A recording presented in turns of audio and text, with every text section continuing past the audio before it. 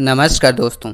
जिस तरह से बंगाल पिछले कुछ सालों से डेवलपमेंट में पीछे चल रही थी, बट आज के डेट में कई सारे बड़े बड़े इंफ्रास्ट्रक्चर प्रोजेक्ट को बंगाल में लॉन्च किए गए हैं। तो आइए आज की इस वीडियो में कुछ बड़े बड़े इंफ्रास्ट्रक्चर प्रोजेक्ट को देखेंगे जो आज के डेट में बंगाल में बनाए जा रहे हैं या फिर प्रपोज्ड है। वीडियो को पूरा देखना, एंड तक देखना। बहुत सारे बड़े बड़े इंफ्रास्ट्रक्चर के बारे में बताऊंगा, तो वीडियो को पूरा देखना, एंड तक देखना। अच्छा लगे तो लाइक शेयर एंड सब्सक्राइब जरूर करना। कोई भी क्वेश्चन और क्वेरीज के लिए आप हमें इंस्टाग्राम पर पूछ सकते हैं, लिंक डिस्क्रिप्शन बॉक्स में दे रखा है, तो जरूर फॉलो करें। तो चलिए दोस्तों वीडियो को शुरू करते हैं। पहली बड़ी प्रोजेक्ट है तंगी Digha coastal road project. 382 kilometre लंबी यह कोस्टल हाईवे उड़ीसा के तंगी से बंगाल के दीघा तक कनेक्ट करेगी, जिसे NHAI द्वारा भारतमाला परियोजना के तहत अगले 6 साल में बनाकर पूरा किया जाना है, जिसके लिए 1800 हेक्टेयर जमीन का अधिग्रहण किया जाना है, जिसे 2 लेन हाईवे के रूप में एक विश्व स्तरीय के रूप में बनाया जाना है, जो बाद में इसी 2 लेन हाईवे को 4 लेन के रूप में एक्सटेंड भी किया जाएगा, जिसके लिए भारत सरकार द्वारा 8000 करोड़ रुपए अलॉट किए गए हैं, जिसे 8 पैकेज में 2025-26 तक बनाकर पूरा किया जाएगा।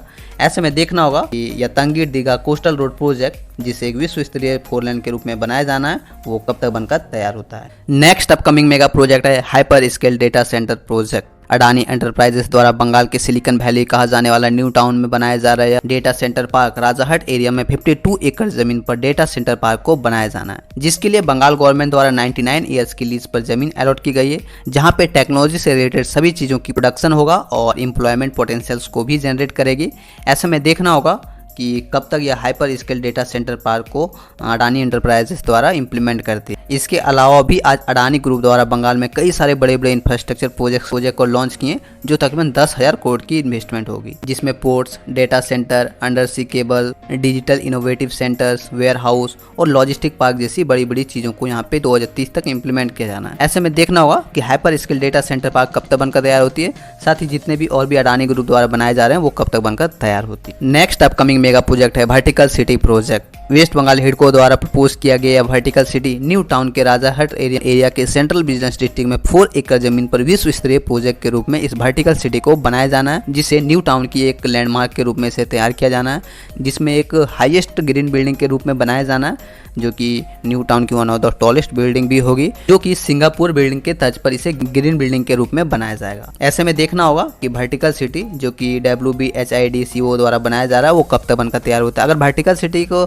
बात करूं तो अपने आप में यह एक फिनटेक सिटी के रूप में जाना जाएगा, जहां पे 25% का एरिया कॉमर्शियल स्पेस के तौर पर रिजर्व किया जाएगा, वहीं बाकी के एरिया को एक बहुत ही सुंदर तरीके से लैंडस्केप के रूप में तैयार करके इसे डेवलप किया जाएगा। ऐसे में देखते हैं कि बनने के बाद कैसा लगता है। रिपोर्ट्स के अनुसार 2024 तक इसे बनाकर पूरा किया जाएगा, जो कि आने वाले समय में कोलकाता का सिंगापुर के नाम से भी जाना जाएगा। ऐसे में देखना होगा कि न्यू टाउन में बनाया जा रहा है वर्टिकल सिटी कब तक बनकर तैयार होती है। नेक्स्ट अपकमिंग मेगा प्रोजेक्ट है फोनिक्स मॉल प्रोजेक्ट। बंगाल के अलीपुर इलाके में 7.48 एकड़ जमीन पर बनाया जा रहा है यह मॉल डायमंड हार्बर रोड और जज कोर्ट रोड के पास प्रपोज किया गया है, जिसे मुंबई बेस्ड डेवलपर फोनिक्स मिल और कैनेडियन कंपनी द्वारा इसे बनाया जाना है, जो फर्स्ट फेज के तहत 1 मिलियन स्क्वायर फुट एरिया को डेवलप करके एक विश्व स्तरीय के रूप में बनाया जाना है। वहीं सेकंड फेज के तहत 2024 तक पूरी तरह से एडवांस लेवल में एक हाईटेक शॉपिंग मॉल को बनाया जाना है, जिसमें कम से कम 100 आउटलेट्स अवेलेबल होगी। वहीं इस पूरे प्रोजेक्ट को 600 करोड़ की लागत से विश्व स्तरीय मॉल के रूप में बनाया जा रहा है, जो कि बंगाल की one of the biggest mall भी होगी। ऐसे में देखना होगा कि फोनिक्स मिल द्वारा बनाया जा रहा है फोनिक्स मॉल